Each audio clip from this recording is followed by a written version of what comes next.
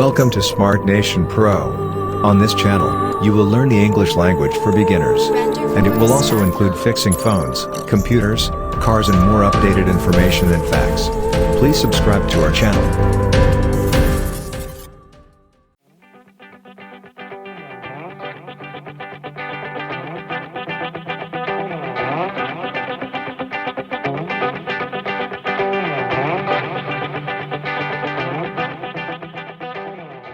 ولدي بقصالي كنقحلون كسوعلون زلوم اتياب سب زلوم ناي ግብረ ወርአያ ቦታ እዩ ዘንጸባርቕዎ ባህርያትን ልምድን ንመጻኢና ይደቆም ከም ዝውስኖን ዝጸልዎን ክፈልጡ ይግባእ ስለዚ ንዝበለጸ ኣተዓባብያ መጀመርታን ነብስና ልክዕ ከም ብመስያት ክንርያን ክንፍትሻን ኣለና ንሕጂ እምበኣር ወለድያ ምዕባይ ደቆም ዝገብርዎ ዓበይቲ ጌጋታትን ክገብርዎ ዘለዎም ክንድህስሲና ሰናይ ምክትታል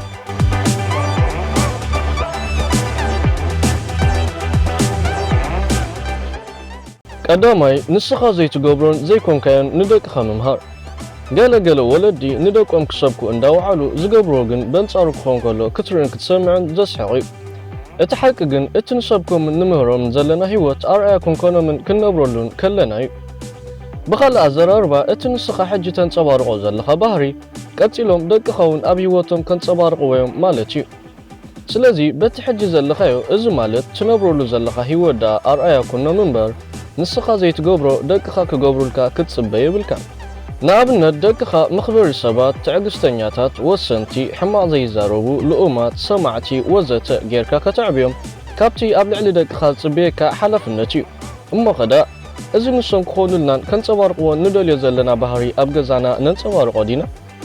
ንኣብነት ከምቲ ንሶም ክሰምዑናን ክርድኡና ንደልዮም ንሕና ኸንዘምጽዎ ሓሳባት ተገዲስና ንሰምዖን ግቡእ ምላሽ ንህበሉን ዲና ተውፅኦም ቃላትከ እሩማትን መስርዖም ዝሓለውን ዶ ወይስ ብጸርፍን ተሃዲድን ኢኻ ትቕበሎም ከምቲ ንስኻ ከም ወላዲኦም መጠን ከኽብሩኻ ትደልዮም ዘለኻ ንስኻ ኣብ ልዕሊኦም ኣኽብሮት ኣለካ ድዩ ወይስ ቆልዕዮም ብዝዓይነቱ ኢኻ ትዘናጥሎምን ኣብ ልዕሊኦም ድማ ክትጎይት ትፍትንን እምበኣርከስ ኣብ ልዕሊ ደቅኻ ይኹን ማንም ሰብ ንዕቀት ኣውግድ ምስ ተኽብሮም ጥራዮም ካ ደቅኻ ከኽብሩኻ ዝኽእሉ እንተዘይኮነስ ካብኦም በለስ ወይኒ ከም ምጽባዩ ካልኣይ ስምዒታቶም ምንጻግ ውላድካ እንተዳ ፈሪሑ ሓዚኑ ወይ እውን ሓሪቑሎ ንስምዒታቱ ክትሰምዖን ሙሉእ ኣድህቦ ክትህቦን ጥራይ ዘለካ ኣብዚ እቲ ዝዓበየ ጌጋ ብስምዒታቶም ክትላገጽ ከምኡውን ክትነጽጎም ከለኻ እዩ ካብቲ ገጢምዎ ዘሎ ኩነታት ንምርሓቕ ብላግፂ እንተዳ ዕሽሽ ኢልካ ሓሊፍካዮ ርእሱ ዝኸኣለ ንነዊሕ እዋን ዝጸንሕ ሳዕቤናት እዩ ዘኸትለሉ ውላድካ እውን ስነ ኣእምሮኣዊ ዝተነጽገ ወይ ዕሽሽ ዝተባህለ ክብረት ዘይብሉ ከምኡውን ፍቕሪ ዝጎደሎ ኮይኑ ክስምዖ ይኽእል እዩ ስለዚ ውላድካ ኣብ ዝሓዝነሉ ከምኡውን ዝጉየሉ ግዜ ኣብኡ ከለኻ ሕቆፎ ስምዒታቱ ማዕረክ ክንደይ ኣገዳሲ ምዃኑውን ኣፍልጦ ብድሕር እዚ እቲ ቆልዓ ምስ ሃደአ ብዛዕባ ናይ ሓባር ስምዒታትኩም ተዘራረብ ከምዚ ምስ ትገብር ጥራይ ድማ ውላድካ ውሕስነት ዝስምዖ ከምኡውን ኣባኻ ዘለዎ እምነት ክብ ዝብል ሳልሳይ ንደቅኻ ከም ኣምሳል ናትካ ጌርካ ምርኣይ ኩሉ ግዜ ንደቅና ከም ውልቀ ሰባት ጥራይና ክንርዮም ዝግባእ ንኣብነት ንስኻ ሕውስን ፈታዊ ሰብን ክትከውን ትኽእል ኢኻ ውላድካ ግን በንጻሩ ዘይሕውስን ብዛዕባ ናይ ገዛ ርእሱ ስምዒታትን ሓሳባትን ጥራይ ዝግደስን ዘስተንትንን ሰብ ክኸውን ይኽእል እዩ ብሓፂሩ ንብል ዘለና ደቅና ፍሉያት ምዃኖምን ናይ ገዛ ርእሶም ውልቃዊ ጸባይ ማለት ንሓደ ሰብ ፍሉይን ኣገዳስን ዝገብሮ ባህሪ ናይ ምምዕባል ኣድላይነት ዘለዎምን ምዃኖም ክንፈልጥን ክንቅበሎን ይግባእ ስለዚ ደቅና ኣብ ዝገብርዎ ኣብ ናይ ውልቆም ህይወት ምርጫታት ከም መሓዙት ምምራጽ ወይ እውን ናይ መጻኢ ትምህርቶም ብባህርያዊ ኣገባብ ክነተባብዖምን ክንመኽሮምን ጥራዩ ዘለና ኣብዚ ፈጺምካ ክግበር ዘይብሉ እምበኣር እቲ ናይ ገዛ ርእስኻ ትምኒት ወይ እውን ንስኻ ከተግህዶ ዘይከኣልካ ሕልሚ ናብ ደቅኻ ከተጸጉዖ ምፍታን እዩ ራብዓይ ኩሉ ትፈልጥ ኮይንካ ምቕራብን ጌጋኻ ምኽዋልን ገለገለ ወለዲ ሕሉፎም ማለት ብግዜ ቁልዕነቶም ወይ እውን ኣብ ጉርዝውና እንከለዉ ዝገብርዎ ዝነበሩ ተመሳሳሊ ጌጋታት ብምርሳዕ ዝበዝሕ ግዜ ንደቆም ክዝልፉን ክወቕሱን እዮም ዝረኣዩ ብፍላይ ድማ ኣብ ጉርዝውና ምስ በጽሑ ወለድን ደቆምን ኣብ ተደጋጋሚ ግርጭትን በኣስን እዮም ዝኣትዉ ወላዲ ስለ ዝኾንካ ወይ እውን ብዕድመ ካብኦም ስለ ተዓቢ ፈላጥ ወይ ድማ ልዕሊኦም በሊሕ ኢኻ ማለት ኣይኮነን ደቅኻ ክመሃሩሉን ንህይወት ድማ ብኹሉ ሸነኻ ተርእዮም ኣብቲ ዝገብርዎ ውሳነታት እውን ክሕግዞም ስለ ዝኽእል ሕሉፍ ናይ ህይወት ተመክሮኻን ኣገዳሲ ናይ ህይወት ትምህርታትን ንደቅኻ ክትነግሮም ግድን እዩ ኣተሓሳስባ ደቂ ሰባት ምስ ግዜ እንዳማዕበለን እንዳተቐየረን ስለ ዝመጽእ እቲ ወለዲ ኣብ ግዜኦም ዝጥቀሙሉ ዝነበሩ ኣነባብራን ኣተሓሳስባን ወይ ዝጥቀሙሉ ዝነበሩ ሜላ ኣብቲ ደቆም ዘለዎ ግዜ ብመጠኑን ገለ ክፋሉን ጥራዩ ክሰርሕ ዝኽእል። እዚ ከ ኣብቲ ስርዓት ኣነባብራን ኣተሓሳስባን ናይቲ ኣብ ዙርያኻ ዘሎ ሕብረተሰብ እዩ ዝምርኮስ። ኣብ ሓደ ሕብረተሰብ ዘሎ ናይ ትምህርቲ፣ ናይ ስራሕ ከምኡውን ናይ ኣነባብራ ስርዓት ምስ ግዜ ይቀያየር እዩ። ስለዚ እቲ ኣብ ግዜኻ ዝዓወተካ ሜላ ሕጂ ንደቅኻ ይዕውቶም ማለት ኣይኮነን። ካብዚ ሓሊፍካ ግን ደቅኻ ናይ ቅድሚ 20 ወይ 30 ዓመት ህይወት ክነብሩልካ ምሕሳብ ዕሽነት እዩ። ስለዚ ከምቲ ደቅኻ ክሰምዑኻን ክርድኡኻን ትደልዮ ንስኻ እውን ኩሉ ግዜ ደቅኻ ንዘምፅዎ ሓሳብ ፅንበሃል ይኩን። ንዝሓትኻ እውን ግቡእ መልሲ ሃብ። ጌጋ ምስ ትገብር እውን ጌጋኻ ተኣሚንካ ይቕሬታ ምስ ዘይተሓትት ከምኡውን ጌጋታትካ ብዝተኻእለካ ክትሽፍንን ከምዛ ዘይተጋገኻ ጎሲኻዮም ዝተሓልፍን ከም ውልቃውያን ሰባት መጠን ብኽብረት ምስ ዘይትዛረቦም ዘይትምልሰሎም ኮንካ ካብ ደቅኻ ካብቲ ትገብሮ ዘለኻ ዝፍለ ግብረ መልሲ ኣይትጸበእ።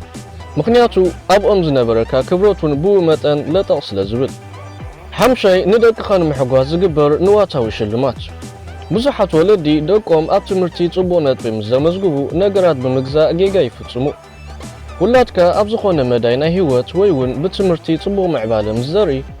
ልዕሊ እቲ ትገብረሉ ናይ ንዋታዊ ህያብ ክትገብሮ ዝግባእ እኹል ግዜ ምስኡ ወይ ምስኣ ምውሳድ እዩ። ድሌታት፣ ሃቐና፣ ዕላማን ውሳነታትን ደቅኻ ክትፈልጥን ኣብኡ ተመርኪስካ እውን ንመጻኢኦም ምርኩስ ብምግባር የድልዮም እዩ ዝበልካዮ ካብ ተመክሮኻ ተበጊስካ ኣእምሮኣውን ንዋታውን ወይ እውን ከም መጽሓፍቲ ብምንባብን ምግዛእን ሓገዝ ክትገብረሎም ትኽእል ኢኻ። ኣብዚ እውን ክንግንዘቦ ዝግባአና ቆልዑ ከም ሽልማት ነገራት ወይ መጻወቲ ስለ ዝተቐበሉ ብዛዕባ ሓቀኛ ደረኺትን ፍጹም ፍቕርን ይመሃሩ ማለት ኣይኮነን። ሻድሻይ ጸገማቶም ምፍታሕን ኣብ ክንደኦም ምምላስን። ርግጽ እዩ ወለዲ ደቆም ዝኾነ ሽግር ማለት ኣብ ትምህርቲ ይኹን ኣብ ደገ ምስ ዝገጥሞም ተቐዳዲሞም ኢዶም ከእትውን ባዕሎም ጸገማት ደቆም ክፈትሑን እዮም ዝረኣዩ። እዚ ግን ጌጋ እዩ። ኣብ ገለገለ ልዕሊ ዓቕሞም ከቢድን ዝኾነ ጸገማት ኢድና ክንሕውስን ደቅና ክንከላኸለሎምን ግቡእ እዩ። ብዝተረፈ ግን ንደቅና ከመይ ገይሮም ባዕሎም ንሽግራቶም ጸገማቶም ክፈትሑ ከም ዝኽእሉ ከመይ ገይሮም እውን ኣብ ነብሶም ዘለዎም ምሕደራን ኣተኣላልያን የማዕብልዎ ማለት እቲ ክገብርዎ ዘለዎም ቴክኒክ ከምኡውን ኣብ ነብሶም ዘለዎም ቁፅፅርን ናይ ባህሪኦም ሓላፍነት ምውሳድን ክንምህሮም እዩ ዝግባእ። ሽዑ እምበኣር ውላድካ ብገዛ ርእሱ ጸገማት ናይ ምፍታሕ ብቕዓት ዘማዕብል። እዚ ከ ኣብ መወዳእቱ ኣብቲ ቆልዓ ናይ ውርዚናን ኣብ ገዛ ርእሱ ዘለዎ ክብረትን ዋጋን ከምኡውን ግንዛበን ምስትውዓልን ዝፈጥር። ነዚ ንምግባር እምበኣር ወለዲ ክገብርዎ ዘለዎም ኣዝዩ ኣገዳሲ ነገር ብቐጻሊ ምስ ደቆም ዘለዎም ክፉት ዝኾነ ናይ ምርኻብን ምዝርራብን መስመር እዩ።